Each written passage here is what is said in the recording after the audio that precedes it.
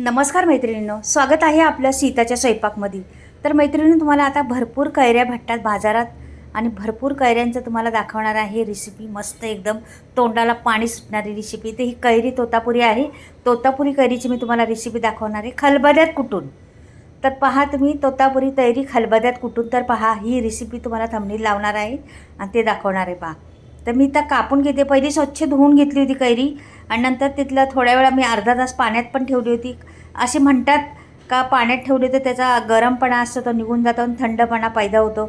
आता गरमीत कसं थंड खायला आपल्याला पाहिजे ना, म्हणून मग असं काहीतरी चटपटीत करा, चटण्या कैरीच्या किंवा असं काहीतरी तोंडाला पाणी सुटणाऱ्या पदार्थ खा, का की आपल्याला जेवण पण केलं पाहिजे, पाणी पण गेलं पाहिजे, सगळंच पोटात गेलं पाहिजे। अशा पद्धतीचं करून पहा मैत्रिणींनो। खरंच आता ही चटपटीत मी खलबत्त्यात टेचलेला ठेचा दाखवणार आहे। तुम्ही पहाच एकदा, अगदी तोंडाला पाणी सुटन जेवणाच्या वेळेस। आता तुम्हाला सांगते, ही पुराण्या जमान्यापासून आलेली रेसिपी आहे। गावाकडे आम्ही असताना लहानपणी जेवायला बसलो का आमच्या शेतातले तोडून आणायच्या कैऱ्या आणि मग वरवंटा असतो, पाटा वरवंटा त्याच्यावर काढायचं, तो पाडायचा खाली आणि त्याच्यावर ही कैरी कापायची आणि मग ती ठेचायची वरवंट्याने आणि त्याच्यावर मग लाल तिखट, लसूण, हे सर्व काही मिरच्या असल्या तर हिरव्या मिरच्या त्या जराशा ठेचायच्या त्याच्यावरती आणि तो मग वरती लावून वरती त्या कैरीवर मस्तपैकी घ्यायचा आणि तो जेवणाबरोबर खायचा। जेवण काय तुम्हाला विचारू नका, जेवण काय जेवणच जातं। अशा पद्धतीने जर केलं तर आज तुम्हाला मी दाखवणार आहे गावाकडचा ठेचा। तर पहा तुम्ही कशा पद्धतीने बनणार आहे गावाकडचा ठेचा आणि काय होतंय। ती जबरदस्त रेसिपी आहे, तोंडाला पाणी सुटणारा। ही कैरी जास्त आंबट नाही, तोतापुरी कैरी घेतलेली आहे त्याच्यामुळे आंबट कैरी नाही आहे, म्हणून ही अशी कोरडी खाली तरी खोबऱ्यासारखी लागते कैरी। एवढी छान कैरी आहे, म्हणजे कच्ची खाली तरी चांगली लागते। आता इथे पहा, लसूण घेतला, खलबत्ता घेतलेला आहे मी। लसूण टेचून घ्यायचा। अशाच पद्धतीने करतात गावाकडे आणि असंच खातात, तोंडाला चव येतील, 4 घास जास्तच खाणार माणूस। तर तुम्ही पहा कशा पद्धतीने मी बनवणार आहे आणि काय ते, आणि बनवा मैत्रिणींनो, इथं बनवा तुम्ही घरात आणि खायला त्या जेवायच्या वेळेस सगळी तारीफच करतील तुमची, पहा एकदाची। आता असं लसूण असा टेचून घ्यायचा मस्त। हे बघा, लसूण टेचलेला आहे मी। आता ह्याच्या पुढे काय काय लागते पहा तुम्ही। असंच घ्यायचं, पाटा पाडायचा, म्हणजे तुम्हाला सांगते ना, असं दणादण पाटा पाडायचा, दणादण टेचायचं, असं काचा टेचायचं आणि लगेच घ्यायचं ते। आणि मिरच्या घेतल्या बघा, आता 2-3 मिरच्या आहेत, त्या पण ठेचून घ्यायच्या।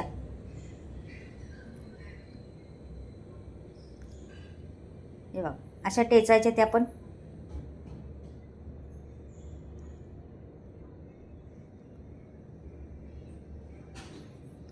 ह्या पण टेचून झालेल्या आहेत। तर जराशाचा पाहता, तर जराशी मी थोडीशी कोथिंबीर घेते। हे सगळं आमच्याकडं गावाकडे सांगते, शेतातला तोडून आणून करतात लगेच शेतातून उपटून आणायचं आणि लगेच करायचं। म्हणजे आमच्या गावाकडे घराच्या, आमचं घर आहे, आमचं आता पहिला घर होतं, आता बंगला आणला आहे, त्याच्या बाजूनी शेती आहे सर्व।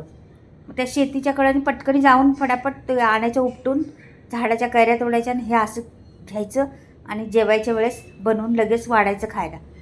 आहा, विचारू नका, असे भारी लागतं ना, मजेत असं गप्पा मारीत जेवायला बसायचं, मग काय विचारू नका तुम्ही।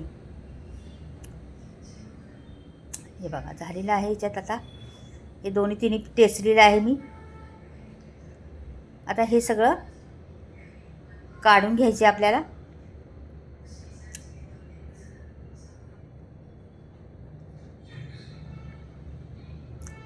एका वाटीत काढून घेते मी पहिली। हे बघा, सगळं खरडून काढून घेते।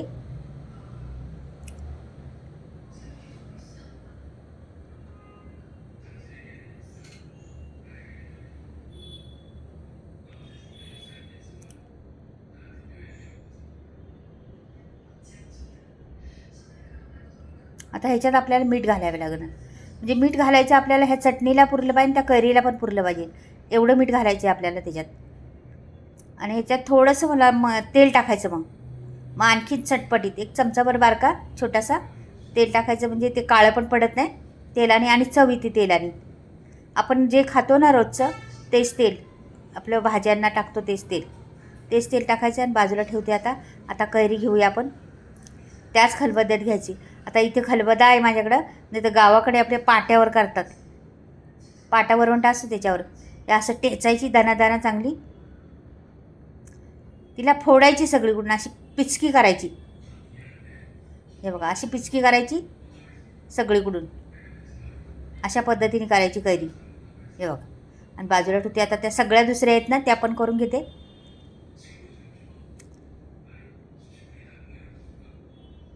हे असं केल्याने काय होतं, आपण तो मसाला टाकणार आहे तो आतपर्यंत जातो आणि मग त्याला चव येते भरपूर.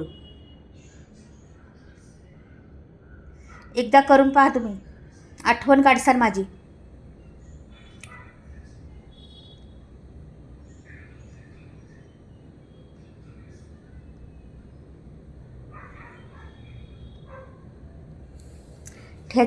कोणी ठेचा म्हणतं, कोणी म्हणतं पिचकी कैरी.